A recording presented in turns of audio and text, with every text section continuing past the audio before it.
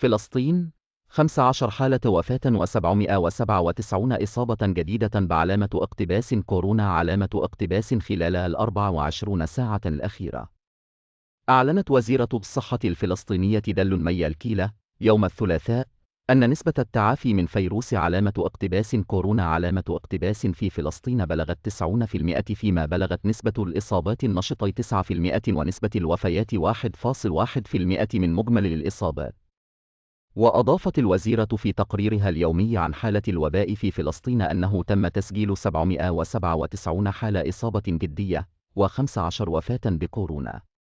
ولفتت وزيرة الصحة إلى وجود 92 مريضاً في غرف العناية المكثفة، بينهم 24 مريضاً على أجهزة التنفس الاصطناعي، و24 من المرضى على أجهزة التنفس الاصطناعي، فيما بلغ عدد الفحوصات التي تم إجراءها 4086.